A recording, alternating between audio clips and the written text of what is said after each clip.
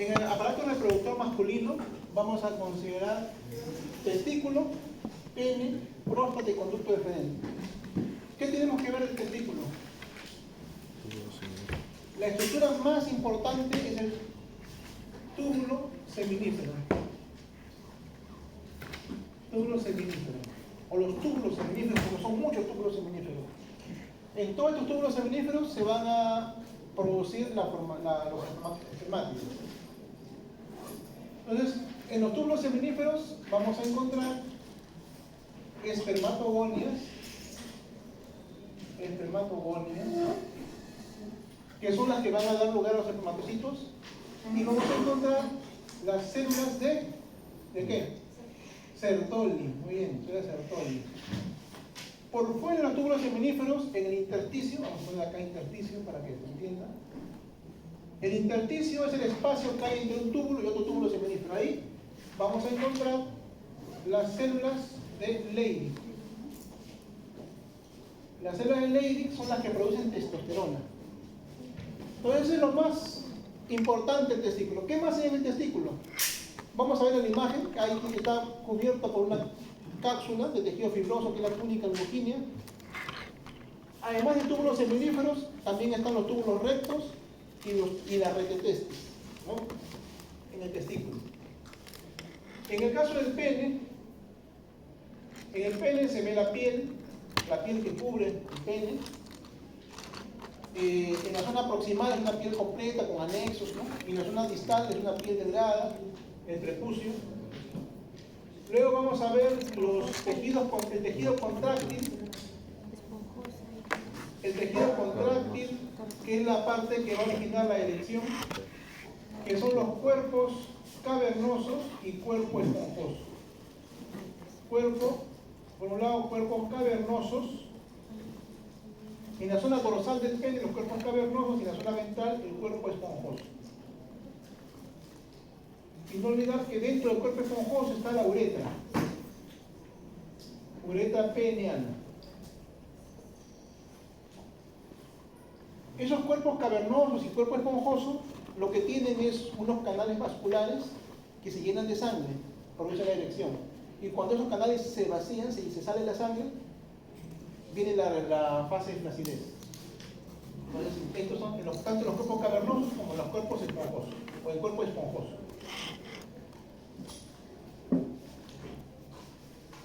La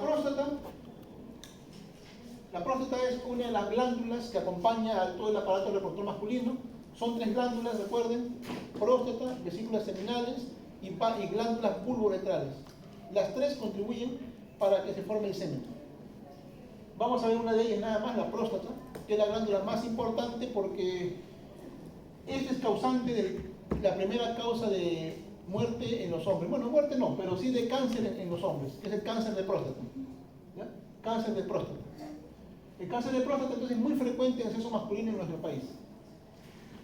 En la próstata, que es una glándula independiente, es un órgano con una cápsula que está por debajo de la vejiga, ¿no? Tenemos la vejiga urinaria, tenemos aquí, inmediatamente por debajo de la vejiga urinaria, ahí viene la uretra, y está aquí la glándula prostática, ¿no? Esta es la glándula, esta es la vejiga,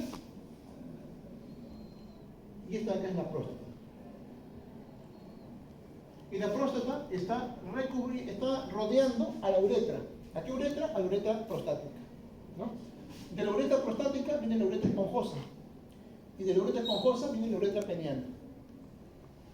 Entonces, la próstata está formada por muchos acinos. Los acinos son glándulas, son estructuras glandulares, y esos acinos tienen conductos. Todos esos conductos van a llegar aquí, a la uretra prostática. Entonces son muchos acinos que finalmente tienen conductos que van a llevar su secreción prostática hacia la uretra prostática. O sea, la próstata no tiene un único conducto, tiene muchos pequeños conductillos que desembocan en la uretra prostática. Entonces vamos a tener acinos. Estos acinos tienen 2 tipos de células. Tienen células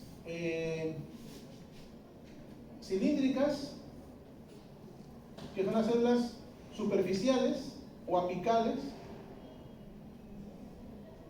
y tiene células cúbicas, que son las células basales. O sea, estos acinos glandulares de la glándula prostática es un acino, es una estructura glandular más o menos así, que está formado por dos capas de células, o sea, es un epitelio estratificado. La primera capa de células es cúbica, perdón. Es un epitelio cúbico. Ahí, epitelio cúbico.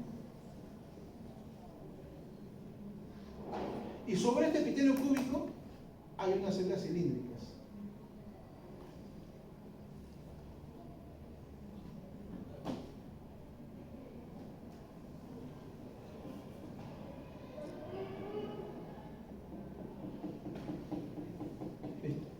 Ese es un acino prostático.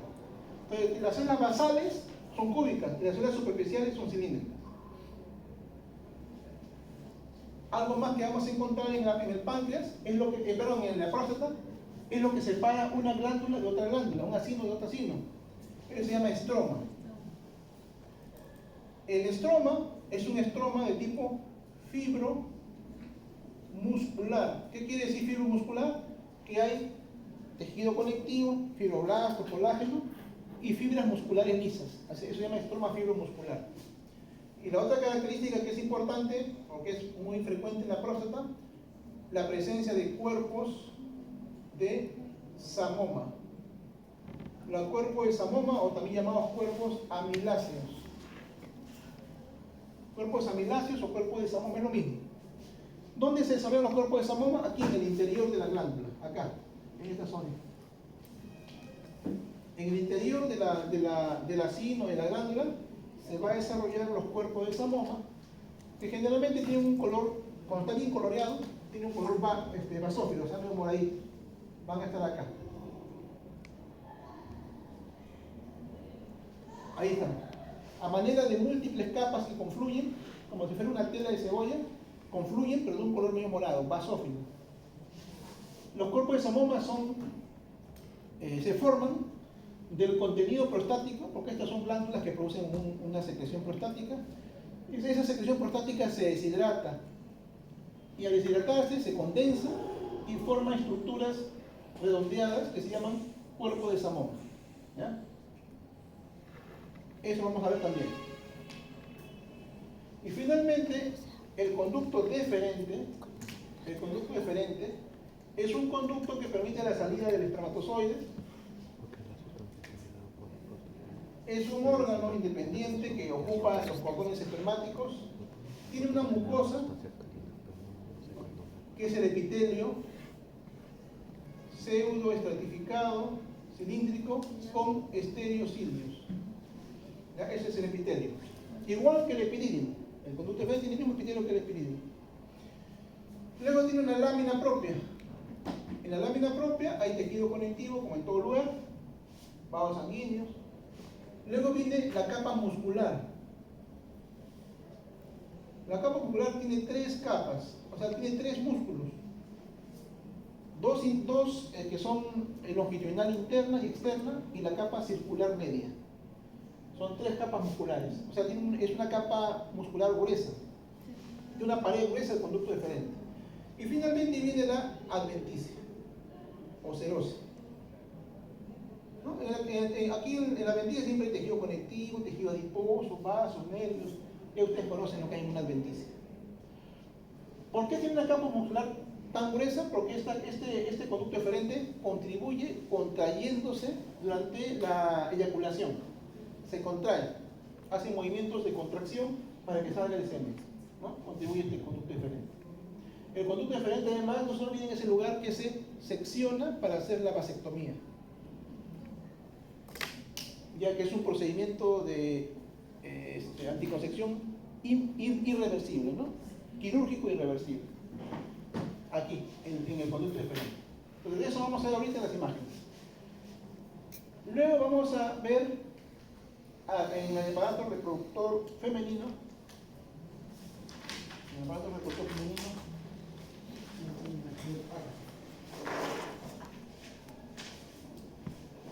la lámina 38, que corresponde a endometrio proliferativo.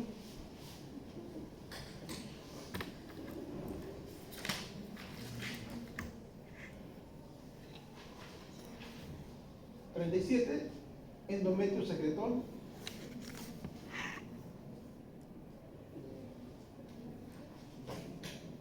La 31, trompa uterina. Y la lámina número 54 es cuello uterino. Cuello uterino. Ya está. Esas son las láminas que vamos a ver respecto al aparato reproductor femenino. Ya sabemos que el aparato reproductor femenino tiene ovario, tiene trompa, tiene cuerpo uterino. El cuerpo uterino está formado por el fondo, cuerpo, bueno, el útero está formado por el fondo, el cuerpo y el cuello. Entonces vamos a ver el cuello del útero y vamos a ver los endometrios que es el útero, ¿no? Endometrio proliferativo y secretor. Y la trompa, ¿no? Primero vamos a ver la trompa. La trompa, igual que el conducto deferente, igualito. Tiene una mucosa. La mucosa tiene un epitelio cilíndrico, simple, ciliado. Es un epitelio ciliado. Tiene una lámina propia, que también está el tejido conectivo, vasos sanguíneos. Tiene capa muscular. Aquí en la capa muscular vamos a ver dos capas de músculo liso. Siempre son músculos lisos. Y tiene su propia capa adventicia. La adventicia con los diferentes tejidos, ¿no? Tejido adiposo, tejido conectivo, vasos sanguíneos, nervios, como muchos órganos. Eso vamos a ver en la trompa. La trompa ya sabemos que es el órgano donde ocurre frecuentemente la fecundación. Y el cuello uterino es una parte del útero, ¿no? El útero ya hemos visto que tiene una forma piriforme, como una pera.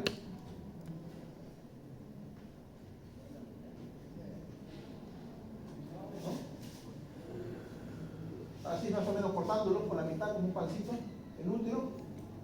Se continúa con la vagina y por acá se continúa con la trompa. Y acá tenemos los ovarios, ¿no? Esa es la forma como tenemos el útero. Entonces, el útero tiene el fondo, el cuerpo y el cuello. Esta zona del cuello es la que vamos a ver acá. El cuello tiene dos zonas. La zona que está en contacto con la vagina, esta parte de acá, es el exocervix. Cervix viene de cuello y exo que es externo. Exocervix.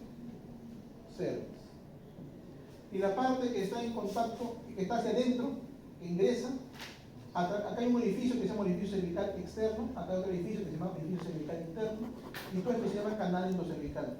Pues esta zona de aquí, que está el canal endocervical, que inicia primero con el endocervix y luego se continúa con el canal endocervical. Entonces, eso se llama endocervix.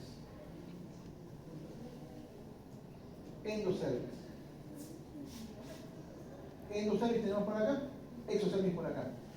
Y en la confluencia de ambos se encuentra lo que llamamos como transición de epitelios, ¿no? La transición de epitelios justamente es acá.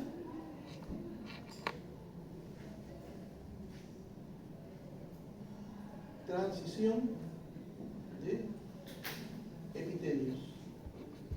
Termina el epitelio exocervical y inicia el epitelio endocervical. El epitelio exocervical es el epitelio estratificado, plano, no queratinizado. Y el endocervix es un epitelio cilíndrico simple. Entonces, esos son los epitelios. El epitelio cilíndrico simple se continúa hasta el endometrio. Este es el endometrio. Este mismo epitelio cilíndrico simple también lo vamos a continuar en la trompa. La diferencia es que en la trompa tiene cilios, ¿no? Bien, entonces señalamos mucho el cuello uterino porque a nivel del cuello uterino se desarrolla el cáncer. El cáncer del cuello uterino, que es el más frecuente en nuestro medio en las mujeres. Junto con el cáncer de mama, el cuello uterino son los más frecuentes en nuestro país. Y se desarrollan a partir de esta zona de transición.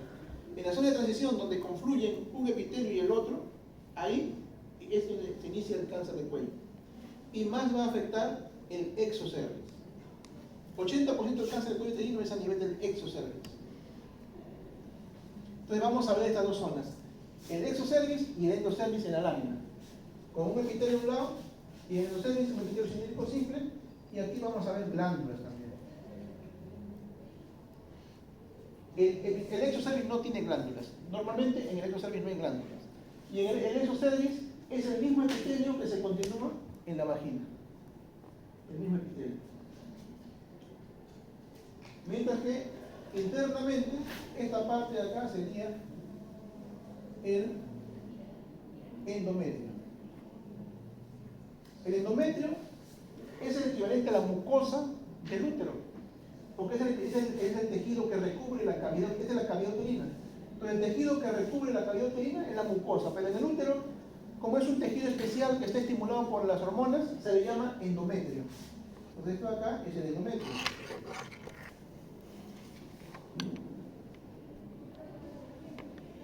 Esto sería el miometrio y este sería el perimetrio o serosa. Por esta acá es el endometrio. Este endometrio, todos los meses, durante la etapa reproductiva de la mujer, va a crecer, y si es que hay embarazo, va a continuar desarrollándose, pero si no hay embarazo, este mismo endometrio se descama y cae, y se va en el flujo menstrual. Eso ocurre por la presencia de dos hormonas, que son producidas aquí a este nivel, en los ovarios. Las hormonas son el estrógeno y la progesterona. Estrógeno y progesterona, que son producidos en el ovario, son las que van a hacer que el endometrio y el cuello y la vagina y todos los órganos están influenciados por esta hormona, por las dos. Pero en la etapa reproductiva nos interesa mucho el endometrio, porque en el endometrio es donde se va a desarrollar la implantación, ¿no? Así como acá ocurre la ovulación, en el ovario está la ovulación, en la trompa ocurre la fecundación, en el endometrio ocurre la implantación. Entonces, esa implantación se tiene que desarrollar en un endometrio preparado, no en cualquier endometrio, tienes un endometrio preparado. Si el endometrio no está preparado, vienen los problemas de abortos, ¿no? Abortos o los problemas, más graves todavía, los problemas de infertilidad. Para que se prepare ese endometrio necesitamos dos hormonas, estrógeno y progesterona, que se producen en los ovarios. Entonces van a ver, entonces el endometrio va a estar formado, vamos a poner por acá, vamos a tener dos tipos de endometrio. Un endometrio basal y un endometrio funcional.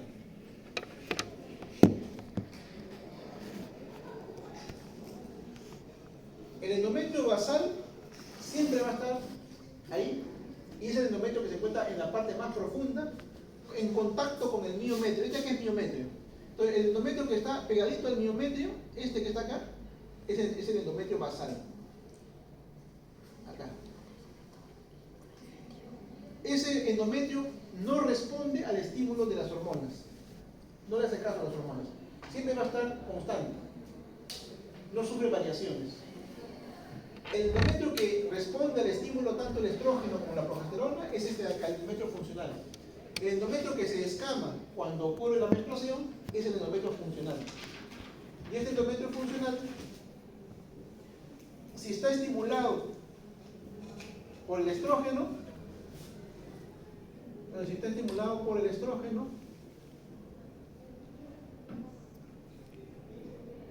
va a haber un endometrio de tipo proliferativo.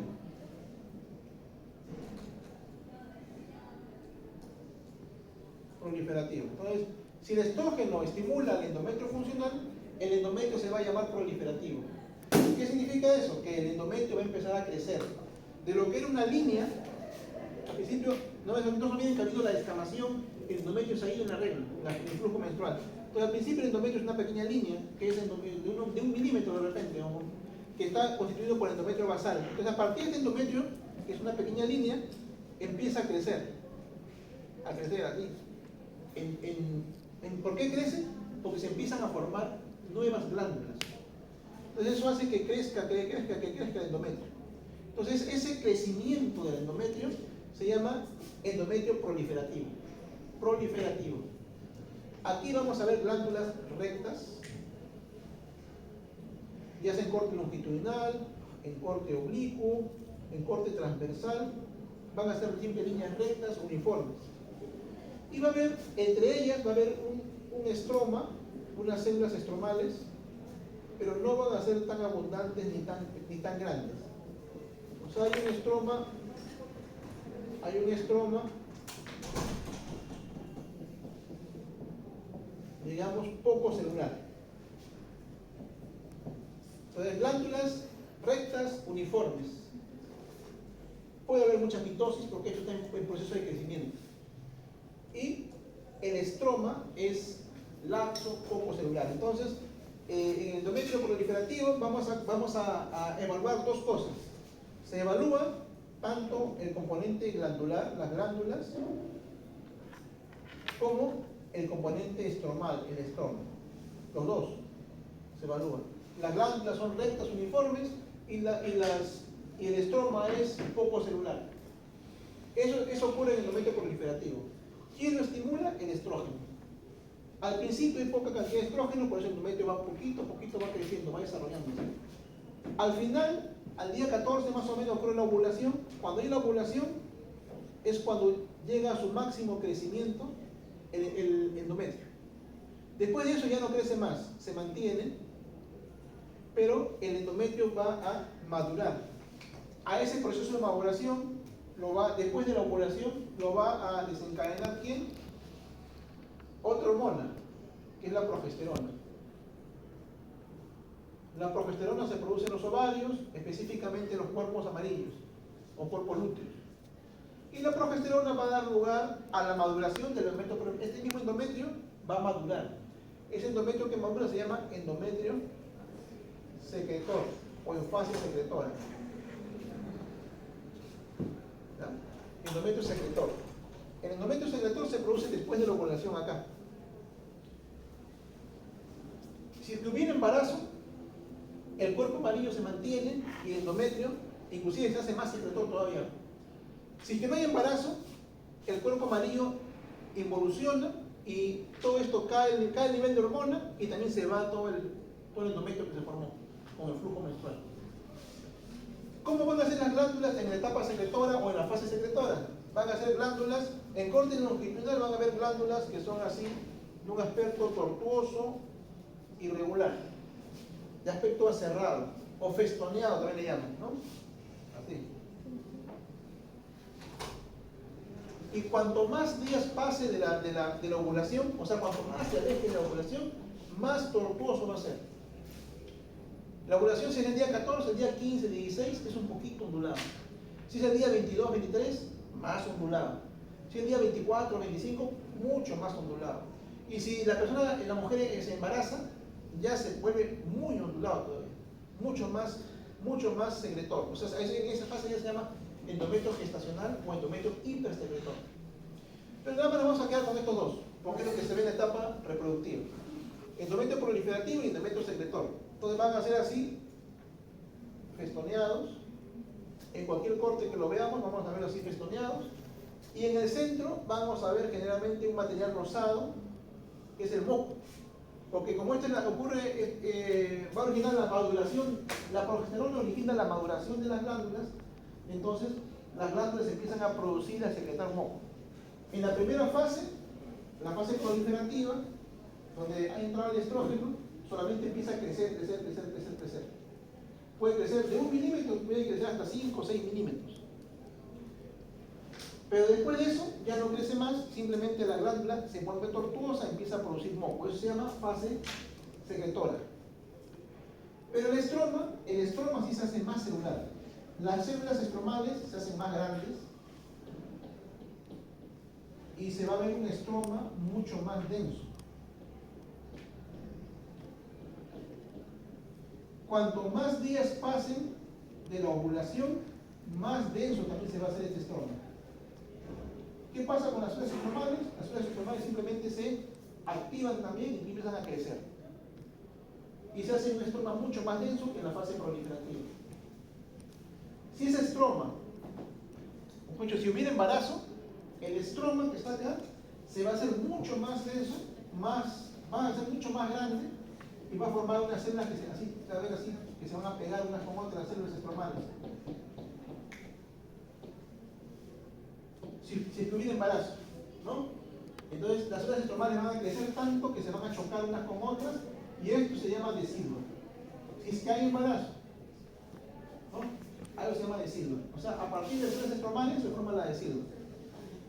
En la fase secretora no se habla de deciduo, se llama de pseudodeciduo.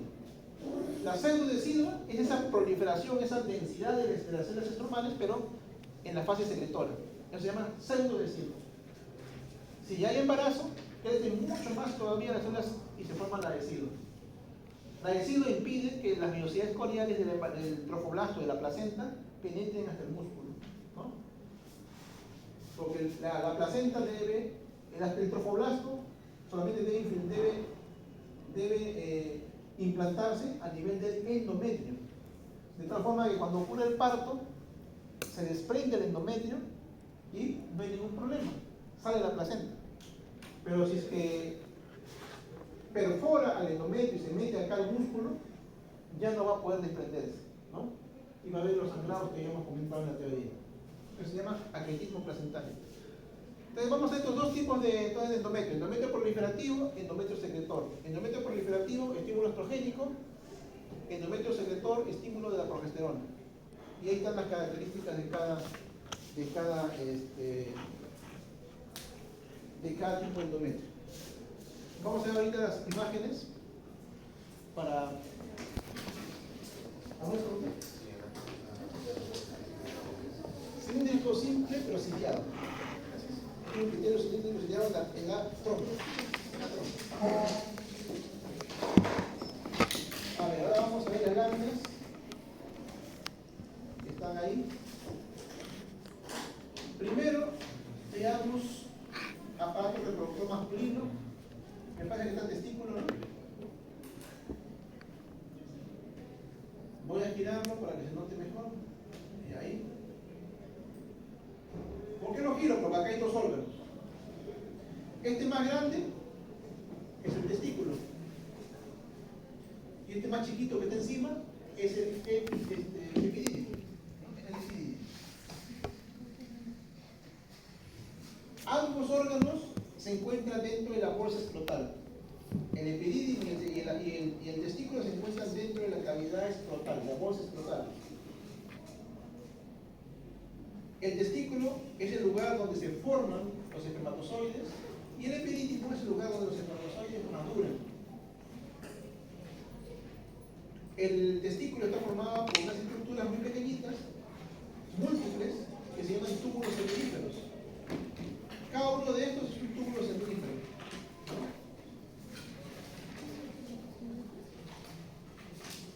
Cada uno de ellos es un túbulo seminífero. Entonces hay múltiples túbulos seminíferos. El espacio que hay entre un tubo y otro túbulo, que ven ustedes aquí, el espacio es el intersticio. Y en el intersticio también hay células, mírenlas. Hay células agrupadas.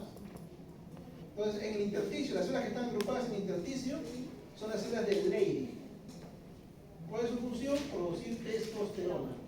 ¿No? Testosterona. Esta de acá. Estas son agrupaciones de células de Leydig. Son células grandes, citoplasma amplio, eosinófilo y siempre agrupadas. No van a encontrar una célula de Leydig solita aislada. Siempre están agrupadas. Y los túbulos seminíferos son así estructuras redondeadas, ovaladas, depende del corte. Pues, ¿no? Si el corte es transversal, saldrán así. Si es longitudinal, saldrán un poquito más alargadas. Depende del corte. Entonces estos son los túbulos seminíferos. ¿Qué hay en los túbulos seminíferos? Ya los hemos visto. Van a haber unas células que son redondeadas con un núcleo hipercromático muy oscuro. Hipercromático decimos cuando es muy oscuro, ¿no? Entonces redondeadas, con un núcleo redondeado también y muy oscuro. Eso se llaman las espermatogonias. Las espermatogonias van a producir los espermátides, o sea, van a empezar a desarrollarse mediante un proceso de meiosis, ¿no? La meiosis se va a dar lugar desde aquí, de la capa basal hacia la luz del túbulo seminífero. Va a pasar por dos etapas de división mitótica, eso se llama meiosis. Y va a dar lugar a 4 células haploides, que son los espermátides. Acá están viendo los espermátides, estos son espermátides. Acá está su cabecita, ¿no? Acá hay dos, por ejemplo, ¿no? Entonces, estos son los núcleos, y para estos que están así medio filamentosos, esos son los flagelos. Entonces, ahí están los espermátides. Y acá mismo van a haber unas células que tienen un núcleo alargado, como este, miren. Las células son alargadas, se definen como células cilíndricas, que tienen el núcleo también alargado y el núcleo más pálido comparándolo con el espermatogonio. Entonces esas células que tenemos aquí del núcleo más pálido y más alargado se llaman células de Sertoli. Las células de Sertoli son células de sostén, sostienen todo el armazón del túbulo seminífero y además protegen a las espermatogonias porque también tienen función fagocítica.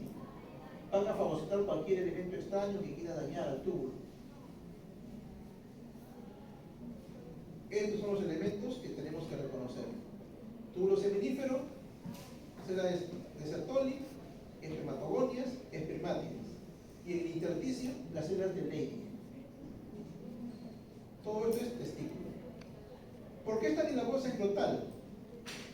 Porque requiere una temperatura menor que la temperatura corporal para poder funcionar. La temperatura, si estuvieran dentro de la cavidad pélvica como están los ovarios, como los ovarios están dentro de la cavidad pélvica, la temperatura, la cavidad pélvica tiene más o menos 38 grados, mientras que la cavidad testicular, o escrotal, perdón, está a un grado menos, 37 grados en promedio. Y esa temperatura es óptima para que haya un buen funcionamiento del testículo. Por eso es que una de las cosas que se tiene que hacer cuando alguien atiende un parto es revisar las bolsas escrotales y verificar que los recién nacidos tengan sus testículos en la bolsa escrotal. Es algo que siempre tenemos que revisar. ¿Por qué? Porque si los testículos no están en su sitio, significa que se han quedado todavía en la cavidad abdominal.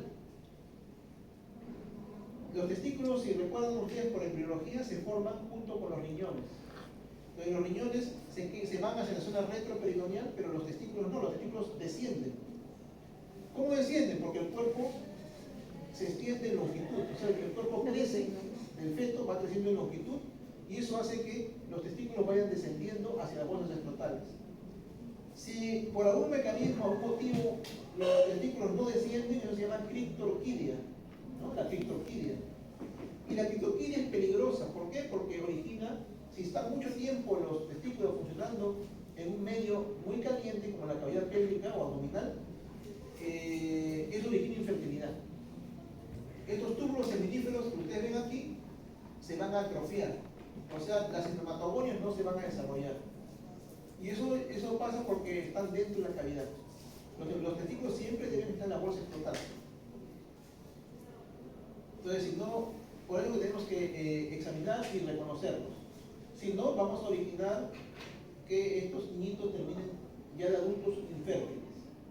Y lo peor, en los testículos infértiles, perdón, en los testículos atróficos, porque es lo que produce atrofia, en los testículos atróficos es más fácil de desarrollar neoplasia, cáncer de testículo. O sea, muchos de los niños adultos ya que no se detectaron que tenían el testículo descendido, si no estaban con criptorquidia, pueden desarrollan atrofia testicular, y eso significa infertilidad, o también pueden desarrollar cáncer testicular. El cáncer de testículo se llama seminoma, ¿no? El seminoma. Por eso que es tan importante que el testículo esté en la bolsa escrotal.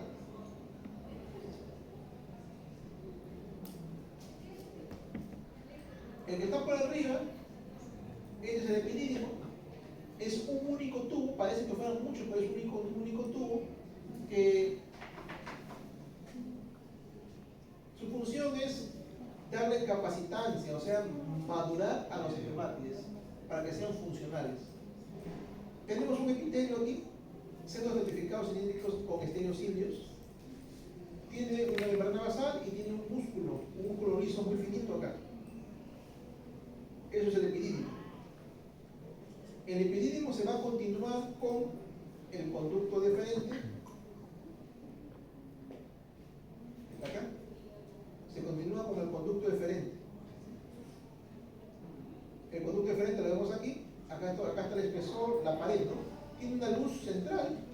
En esa luz van a estar los espermatozoides ya maduros. Y en la parte más interna tenemos el epitelio, es igualito que el epidídimo. Estamos en conducto diferente ahorita. Entonces el epitelio es igualito que el epidídimo. Es un epitelio centroestratificado cilíndrico con estereocilios. Luego viene la lámina propia. Esta zona de acá es la lámina propia. Luego viene la capa muscular. La capa muscular es todo esto. Y si ustedes se dan cuenta, ahí van a ver 3 capas de células. 3 capas de músculo. Una capa de músculo interna, longitudinal interna, otra capa de músculo longitudinal externa, ahí están viendo, 1 y 2, y en el centro está viendo la tercera capa, que es una capa circular media, que es esta que está acá, ¿no? 1, 2 y 3. Esas 3 capas van a ayudar a contraer el epidídimo y ayudar en la eyaculación. Bueno, y la parte periférica que está acá es de la adventicia. ¿Ven? Ahí están vasos sanguíneos, tejido conectivo, pueden haber nervios, etc. Esa es la adventicia. Acá, la adventicia. Esas son las capas del epidídimo.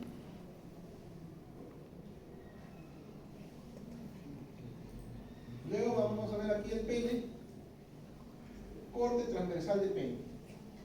La parte más superficial es la piel. Hemos dicho que la piel proximal tiene anexos cutáneos. Acá están viendo ustedes los pelos. Estos son los folículos pilosos. Esta es la raíz del pelo, ¿eh? Esto amarillito es pelo. Como sobresale por fuera, son pelos. El epitelio es un epitelio estratificado, plano, queratinizado. Ahí está viendo la queratina, ¿no? Ahí está viendo la queratina. Epitelio estratificado plano, queratinizado. Está la dermis superficial, la dermis profunda. Hay anexos. Por ejemplo, acá tenemos glándulas. Vamos a ver acá.